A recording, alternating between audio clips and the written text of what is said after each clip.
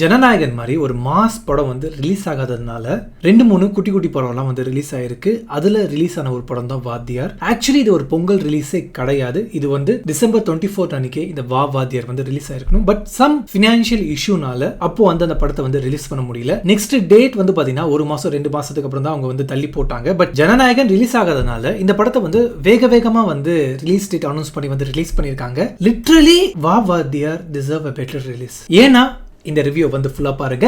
எல்லாருக்கும் வணக்கம். என் பேர் ராஜா. நீங்க பார்த்துன்னு இருக்கிறது வாத்தியார் ரிவ்யூக்குள்ள போறதுக்கு முன்னாடி ஹாப்பி கிரீட்டிங்ஸ் இந்த வீடியோக்கான ஸ்பான்சர். சோ ஹாப்பி கிரீட்டிங்ஸ்ல வந்து பாத்தீங்கன்னா உங்களுக்கு வந்து readymade greeting card and customize greeting card வந்து கிடைக்கும். சோ உங்க ஃப்ரெண்ட்ஸ் அண்ட் ஃபேமிலிக்கு பர்த்டே வருது, ஒரு யூனிக்கான கிஃப்ட் கொடுக்கணும்னு சொல்லி ஆசைப்பட்டீங்கன்னா ஹாப்பி கிரீட்டிங்ஸ் வந்து நீங்க கான்டாக்ட் பண்ணலாம். அதை தாண்டி ஹாப்பி கிரீட்டிங்ஸ்ல வந்து பாத்தீங்கன்னா digital poster, animated video, motion graphics எல்லாமே நான் பண்றேன் ரொம்பவே அஃபோர்டபுள் ரேட்ல. சோ உங்களுக்கும் மோஷன் கிராஃபிக்ஸ், அனிமேட்டட் வீடியோ இல்ல customize greeting card, readymade greeting card வேணும்னா 8668142294 இந்த நம்பருக்கு கால் இல்ல மெசேஜ் பண்ணுங்க. என் கூட சேர்ந்து உங்க டிசைனை கிரியேட் பண்ணுங்க.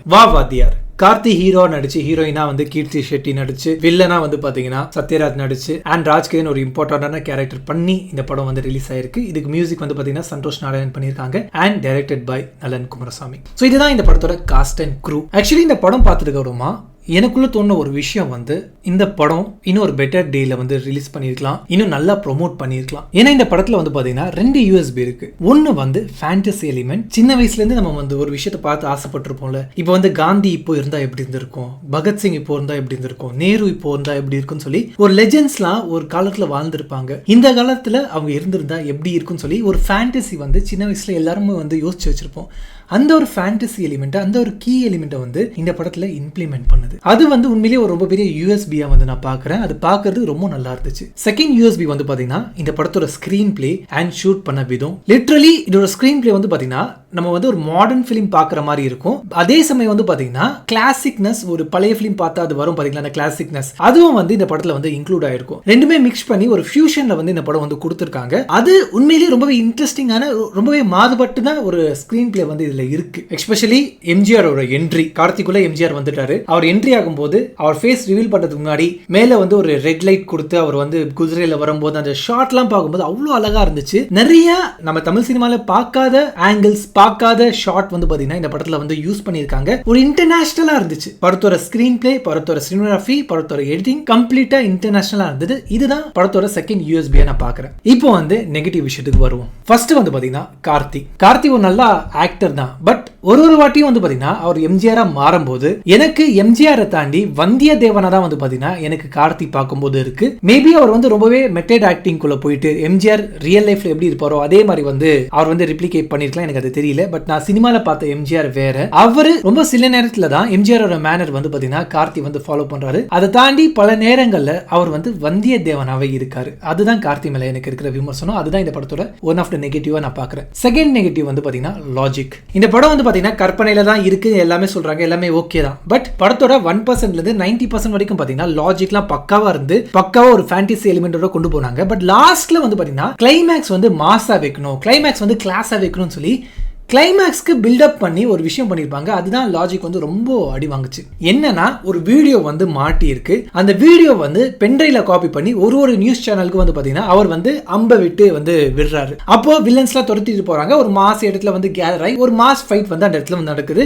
ஒரு ஹீரோயிசமா வந்து அந்த இடத்துல வந்து காட்டுறாங்க. பட் அதுக்கான அவசியமே இல்லையே. இது 2025. இப்போ எல்லாம் பென்ட்ரைவ்லாம் வந்து காலமாயிட்டு போகுது. எல்லாமே மெயில்ல வந்து போகுது. எல்லார்கிட்ட யூடியூப் சேனல் இருக்கு. அவன் ஏஐ யூஸ் பண்றா. எல்லாமே வந்து அட்வான்ஸ் ஆகி போயிட்டு இருக்கு. அந்த மாதிரி தான் படத்துல நீங்க காட்டுறீங்க. அப்படி படத்துல காட்டும் போது ஈஸியா வந்து எல்லா நியூஸ் சேனலுக்கு வந்து ஒரு மெயில் அனுப்பிச்சிருக்கலாமே. கார்த்தி வெளியே போய் அந்த அம்ப விடணும்னு சொல்லி அவசியமே இல்லையே. அவர் சேஃபா இருந்திருப்பாரு.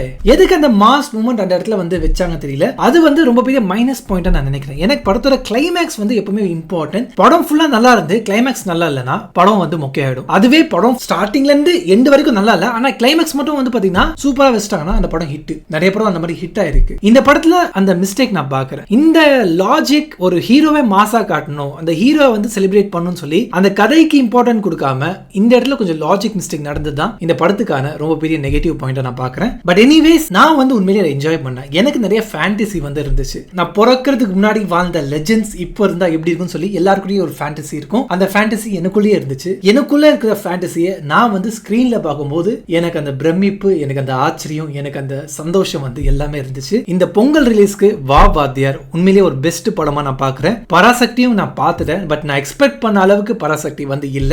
பட் நான் எந்த ஒரு எக்ஸ்பெக்டேஷன் இல்லாம இந்த வா வாத்தியாரை போய் பார்த்தேன். என்னோட எக்ஸ்பெக்டேஷனை தாண்டி இந்த படம் வந்து எனக்கு ரொம்பவே பிடிச்சிருக்கு. கண்டிப்பா இந்த பொங்கலுக்கு ஒரு நல்ல படமா வா வாத்தியார் படம் இருக்கும். அண்ட் உங்களோட ரிவ்யூ உங்களுக்கு பிடிச்சிருந்தா மறக்காம லைக், ஷேர் அண்ட் உங்களோட தாட்ஸை, உங்களோட ரிவ்யூஸை கீழே கமெண்ட் செக்ஷன்ல சொல்லுங்க. அண்ட் இப்போதான் ஃபர்ஸ்ட் டைம் நம்மளோட ரிவ்யூவை பாக்குறீங்கன்னா கீழே வந்து சப்ஸ்கிரைப் பட்டன் இருக்கும், அதை கிளிக் பண்ணி பக்கத்துல ஒரு பெல் ஐகான் இருக்கும், அதையும் கிளிக் பண்ணுங்க. அப்போதான் நெக்ஸ்ட் நான் வீடியோ அப்லோட் பண்ணும்போது உங்களுக்கு நோட்டிஃபிகேஷன் வரும். அதை கிளிக் பண்ணி ஃபர்ஸ்ட் ஆளா நீங்க வீடியோ பார்த்து என்ஜாய் பண்ணலாம். அண்ட் இவ்வளவு நேரம் ரிவ்யூ பார்த்து சப்போர்ட் பண்ணி லைக் பண்ண எல்லாருக்கும் ரொம்ப ரொம்ப நன்றி. இதே மாதிரி அடுத்த ரிவ்யூவில் உங்க எல்லாரையும் நான் சந்திக்கிறேன்.